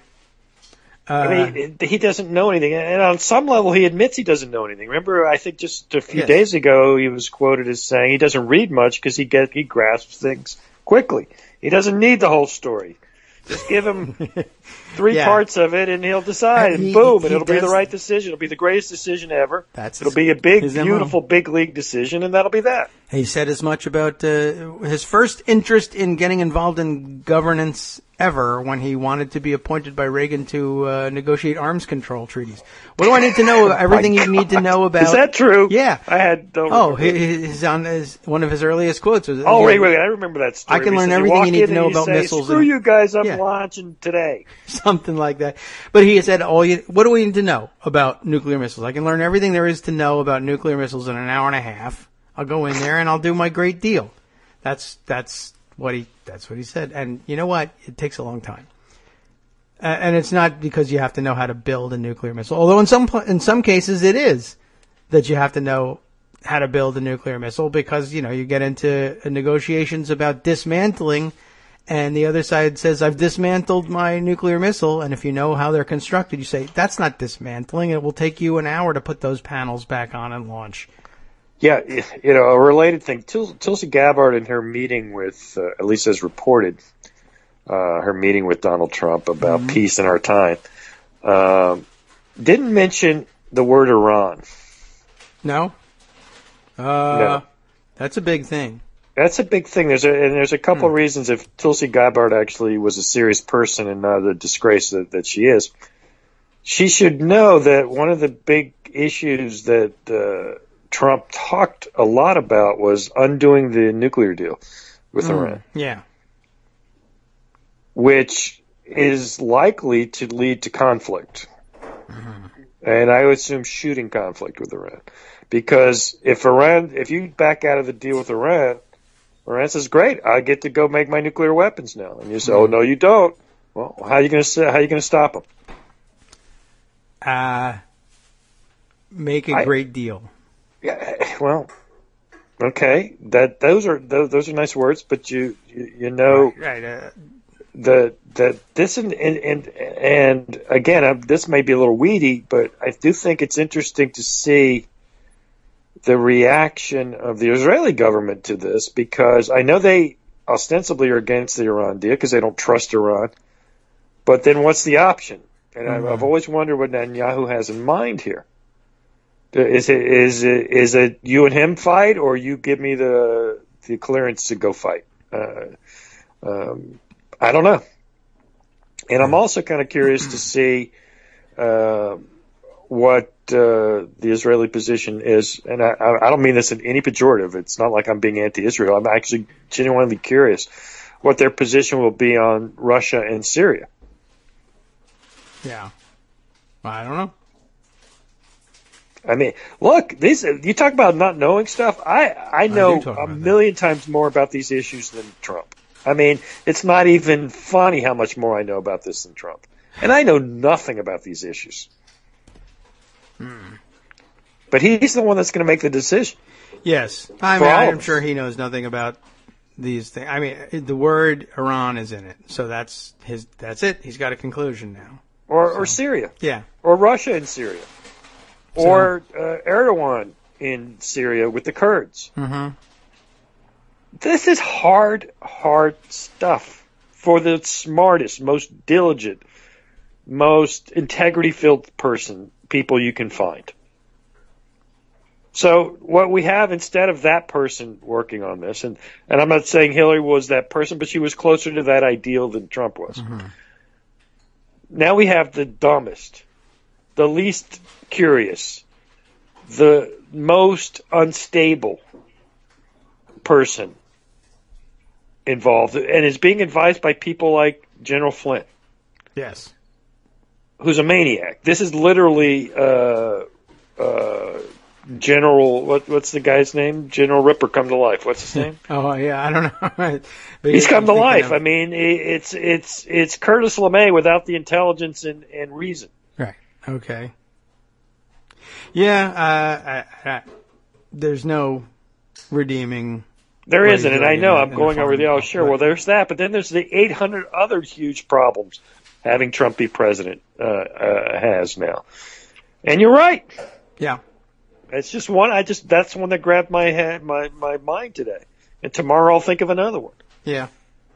Well, there's a million different directions you can go in, as evidenced by the fact that we didn't get to any of them. We forget because we had President Obama for the last 8 years. Yes. And we just all sat back and said, you know what?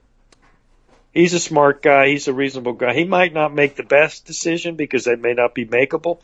But he's not going to go willy-nilly and get us into a huge mess. Yeah. And we forget because we have no memories. George W. Bush had so-called, team of adults around him. We said, yeah, he may not be the brightest, the sharpest pencil in the box, but he's got good people around him. And look at the mess that idiot made for us. Well, of course, they weren't that good, but they were at least within tolerances in most cases. At least in theory and in reputation. The problem, I guess the biggest problem we had was I didn't realize, maybe you did, in 2000, that Dick Cheney had lost his mind. Well, I don't know if I would say that I had realized it, beyond everybody else, although it did occur to me when he picked himself for vice president. That was a good tip-off, wasn't it? We should have paid more attention to that. There's the guy, he's not going to respect a lot of norms, this guy. And then, in hindsight, then finding out more about him, because Dick Cheney wasn't, that high on my radar all along. But then Dick Cheney was not crazy during the first Iraq War. Now, he was on the team that said we were right not to go after Saddam. Mm-hmm. And he made some cogent arguments. I mean, you could actually put what Dick Cheney said in 1991 up against what Dick Cheney said in 2001. Yeah. They just don't jive. Yeah, I'm thinking more along the lines of things that got dug up after the fact, later on in his administration. Just taking a look back at, for instance, his minority report on Iran-Contra. Yeah, that is true. All of this. You're right. There were signs there. We should have been more vigilant. Yeah, no question. Who reads the minority report on Iran-Contra? Right? We should have. At the time, we should have, and somebody did. But as evidence of, how poorly we did on reading the record, most of the Iran-Contra paperwork that went into, that was produced by the hearings and went into the report, was discovered in 1994, stored in a closet somewhere exactly. when they switched offices because the Republicans took over the majority, and they cleaned out, then they swapped leader suites. And they were sitting in a closet. Here's all the evidence on Iran-Contra. Dang. Oh, well. Wish we had paid attention to that. Well, we should have. I mean, again, I'm gonna wish you a happy Thanksgiving on this note of all these horrible things that we need to worry about. But I'd also let you get back to that article that I know you wanted to get more into the nitty gritty of what auditing means. So, I detoured you to all my own personal interests. But I do want to wish you and everyone a happy Thanksgiving to the degree that you can have one. Eat anyway. Look, no lie. I'm worried to death. I don't know about you. I am worried to death. And although, as somebody pointed out yesterday, if it turns out that the chief aim of all this is personal enrichment for Donald Trump, and that's it, if that's the worst that happens, then we're lucky. Hooray! Pray for that. Good point. As though as unfair as it would be. I'll give thanks that all he did was grift billions of dollars off of us. Yay! And maybe he grifted it off of foreign governments, which is great. Well, yeah. True enough. If it's off of them, it doesn't hurt. They may not pay for the wall, but they will pay for the grift. Right. Oh, I didn't mean that I'll make Mexico pay for the wall. I meant I'll make other countries pay for it all. There you go. Now, you see? Now you got your catchphrase. You should put that one out right away. Well, I'll forget it by the time you get off the phone. Then I'm going to steal it. Okay. You go ahead and take it. Carry it forward. I've got 20 minutes to wrap things up. All right. Seriously, have a good time with your family. Thank you. You do the same. We'll talk next week. Mm-hmm. We will. Right. Okay. Take care. Bye. All right. It's okay. So don't feel bad about diverting. As I'm looking at the rest of the article, I think I'll just give it over to everybody to review on their own. The more I think about it, and the more I skim about it, I mean, the chief answer I had for any of the things in here is, well, I don't definitely understand this, but so I don't understand this. So it might not be like the best use of our time on the air. Let me just say that it's interesting. It's out there. He wants to clarify some points, and I keep asking for clarification. I need to spend some more time studying it before we talk about it on the air again. Perhaps we'll pick it up in some show in the future and do some more analysis on it. But you can find it over at medium.com, and I will include it in today's roundup, or I'll hand it over to Scott Anderson for him to do that honor for us as well. There are a number of different directions that I wanted to go today, as usual, and we're not going to get to them. But I'm thinking about possibly spending some time recording them off the air for use later in the week. Let's see. First of all, one other thing, side note. I had mentioned the pre-recorded segment submitted by our correspondent, Darwin Darko, who of Florida and now moving to Maryland. And I mentioned to you that he had sent something that was based on a pre-election article, a November 2nd piece, and he recorded it and sent it to me. And in the pre-election rush and my own travel plans and the number of other stories that were going on, I didn't get to it, and it's outdated now, but I want to make note of what Darwin picked out for us here because it's important. And you'll let out a big sigh and say, oh. And I guess if you really think the show is super important, has a gigantic reach, you'll say, oh, you cost us the election by not bringing this up. Because he picked a piece from The Hill written by Jordan Fabian. Here's the headline. Obama, again, this is November 2nd. Obama sounds alarm about low black turnout. Whoops. Perhaps we should have taken note of that. Oh, he did? And so did Darwin, and I didn't? All right, well, it's not really my fault. Exactly.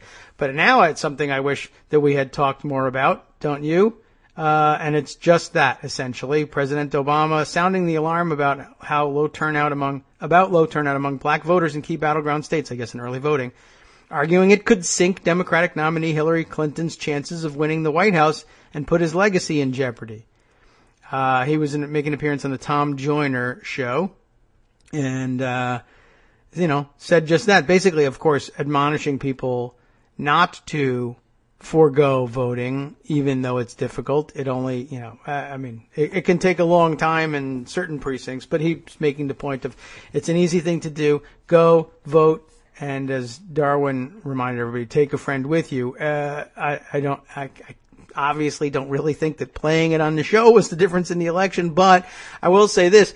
It would have been, I don't know how welcome it would have been as a reminder, but certainly on the 9th, we would have woken up and said, oh, I remember when Darwin sent us that article. And I don't know how it got sort of lost in the shuffle.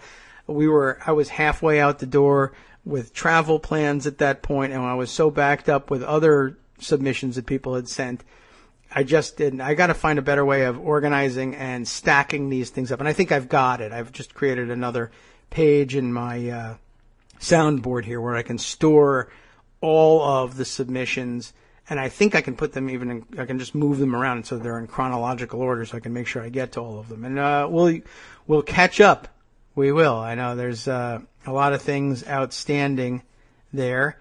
And We'll pick them up one at a time. As a matter of fact, I know I've got a couple that would make great pieces during the balance of the week, and maybe I just need to use some time today to catch up with some of these segments and pre-recording for future shows. So anyway, thanks again to Darwin. I'm sorry we didn't get to that one and make you look as prescient as you deserved to look on that one, but don't give up on us just yet.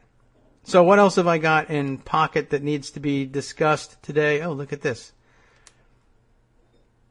What is that? Oh, that's interesting. I just saw a picture fly by on Twitter. Has nothing to do with anything, but Jason Cherkis retweeting the DCist. Just weird. Anyway, it says Reddit bans the subreddit dedicated to harassing Comet Ping Pong, which doesn't make any sense to anybody except for the fact that they've got a sign outside, a neon sign outside of Comet Ping Pong that is, I recognize from my old neighborhood as the sign from Comet Liquors, which I guess somehow somebody salvaged the sign. Interesting. I'll have to put that one aside for discussion later. Totally inappropriate for discussion right now. However, other things I think need mention in our last 10-minute wrap-up. One is from the Washington Post, just another angle on Steve Bannon and the weird way in which he was paid. We noted the other day that there was a claim that he was getting paid through his movie production company, right, by contributions made to it by the Mercer-controlled pro-Trump super PAC. In other words, that the campaign manager for Trump's campaign was getting paid by a super PAC, which isn't supposed to coordinate on any level, but, everybody always rolls their eyes at that one, with the campaign. They were paying the campaign manager. Apparently that wasn't his only source of income that involved his outside ventures and the Mercers either. The Post has this story: Trump advisor received salary from charity while steering Breitbart News. What's this all about? Robert O'Hara Jr. writes this piece. Donald Trump's chief White House strategist, Stephen K. Bannon, accepted $376,000 in pay over 4 years for working 30 hours a week at a tiny tax-exempt charity in Tallahassee, while also serving as the hands-on executive chairman of Breitbart News Network. That would, of course, place him in Washington, D.C. Remember, in the mansion owned by the freaky weirdo politician / mogul from Egypt, who nobody knows anything about. During the same 4-year period, the charity paid about $1.3 million in salaries to 2 other journalists who said they put in 40 hours a week at Breitbart while also working for the politically conservative news outlet, but also at the charity, according to publicly available documents filed with the Internal Revenue Service. In other words, there are 3 Breitbart employees working full-time in Washington, D.C., also claiming to be working full or nearly full-time in Tallahassee for a tiny supposed charity enjoying tax-exempt status, doing God only knows what. But, of course, I don't know what the charity's doing, but they're doing nothing because they're up in Breitbart. The salary payments are one part of a close relationship between the nonprofit Government Accountability Institute, a conservative investigative research organization, is what they call themselves, and for-profit Breitbart News. Under Bannon's leadership, Breitbart has become the clarion of the alt-right. And yes, there's some controversy around the usage of the term alt-right. That is another issue I would like to get to in the next couple of days, because I've got some pros and I've got some cons for you. And, well, you might as well think about that. A term, the alt-right, of course, a term embraced by conservatives, estranged from the mainstream Republicans, and decried by those on the left as racist and xenophobic. Of course, you don't have to be on the left to see them as racist and xenophobic, but that's the best you're going to get out of the Washington Post. The news site has produced a torrent of incendiary articles about race, immigration, liberals, and moderate Republicans. All those terrible things. It has been one of the most prominent supporters of Trump and a leading critic of Hillary Clinton. We think of ourselves as virulently anti-establishment, particularly anti the permanent political class, Bannon told the Washington Post in January. Trump's selection of Bannon as senior advisor has drawn widespread criticism from Democrats and others. The ties between the Government Accountability Institute, GAI, I think that did come up and we weren't sure what the hell it was, in the other article we read earlier about Bannon and his relationship with the Mercers. The ties between the GAI and Breitbart call into question the assertions that the Institute made in filings to the IRS that it is an independent, nonpartisan operation, according to philanthropic specialists and former IRS officials. I'm certain that the GAI would claim Breitbart isn't partisan. It's not a official organ of the Republican National Committee or the Republican Party. We find ourselves, in fact, in opposition to what goes on inside those walls at this point. Of course, now they'll swap out those people for their own, but still insist to be that they're outsiders for legal purposes, I'm sure. Bannon launched the Institute in 2012, the GAI, that is. So it's Bannon's thing. He launched it shortly after taking the helm of Breitbart. He sought tax-exempt status from the IRS by describing the Institute as an education group to help the United States and other countries maintain, quote, a higher quality of life, unquote, through, quote, promotion of economic freedom, unquote, according to IRS filings. An old trick, certainly something Newt Gingrich made great use of in his own time. But from its inception, the Institute has been closely tied through personnel and donations to a network of nonprofit organizations that have pushed a conservative agenda, in part through highly critical reports about Clinton and the Obama administration, according to IRS filings from multiple organizations. The Institute received nearly $4 million in donations between 2012 and 2014 from 2 conservative charities. Donors Trust, don't know what it is, maybe we'll find out more about it, and the Mercer Family Foundation. Well, I'll be darned. Under federal code, tax-exempt groups known as 501c3 public charities must, quote, not participate in or intervene in, including the publishing or distributing of statements, any political campaign on behalf of or in opposition to any candidate for public office. Rob Reich, a political science professor at Stanford University who studies philanthropy, said the IRS regulations are poorly written and difficult to enforce. As a consequence, ideologically driven charities across the political spectrum are taking advantage of the agency's minimal oversight. And of course, with every attack on it and with every cut of its budget, it will only get worse. The IRS is underfunded, understaffed, and inept, he said. A spokeswoman for Bannon did not respond to questions for this article. GAI spokeswoman Sandy Schultz told the Post the Institute is and always has been in total compliance with all 501c3 rules.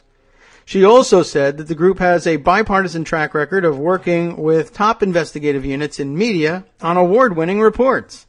In addition to Breitbart, Schultz said the Institute has worked with prominent mainstream media organizations, including the Washington Post. Oh, and haven't they? Post reporters have used the Institute as a resource for investigative leads, but the Post has not published joint projects with the charity. That, of course, was left up to other newspapers. Gee whiz, thanks a whole lot. But the charity's affiliation with conservative groups is clear in its IRS filings.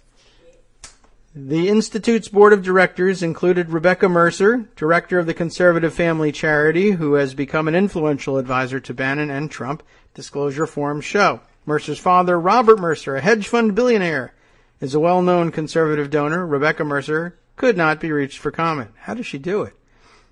Well, there's considerably more here.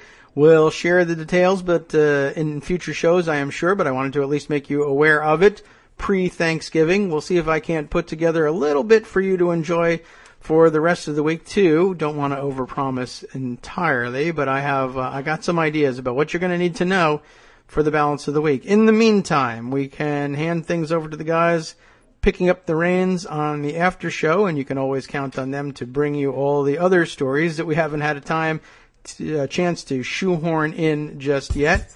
They have pretty good taste when it comes to these things. It's Wednesday's Child is Full of Woe Wednesday on the after show. That's coming up next, and they've got the following in store for you. California is the opposite of Trump land. That's why it's thriving. New York City sees a surge in swastika vandalism since the election, and a federal judge is barred from citizenship ceremonies after telling new Americans to accept Trump or leave the country. What an ill-advised bit of advice that was. Well, good. He doesn't belong on the federal bench at all, but I guess impeaching him will be up to the new Congress. Anyway, what about the last half? Well, I'll tell you what they've got on store for that. They'll be reporting on that the legal definition of sanctuary towns and cities, codified into English and canon law in the 12th century and remaining a powerful deterrent to sovereign overreach today, and well-told stories, as evidenced by movies such as Moonlight and Loving, have a way of asserting themselves in the context of the election. Absolutely true. We just needed to delay release of things like Wolf of Wall Street and The Big Short to get the timing right on those things. You absolutely have a point. That's a great discussion. All of that, plus, as usual, things we forget to talk about every once in a while, the Connect, Unite, Act Daily Coast Community Calendar, and more, all on the after show with Wink and Justice coming up next. Have a great Thanksgiving. From Daily Coast Radio on networksradio.com. You have been listening to the Kagro in the Morning Show with David Waldman. Thanks for coming along with us today as we attempted to squeeze out a show in the test kitchens today. Hope you weren't terribly distracted. And thanks again to Armando for joining me and help carrying us through the show. Once again, enjoy your Thanksgiving. Take what we've given you. Carry it with you to the table. Be careful with your relatives. Enjoy yourselves.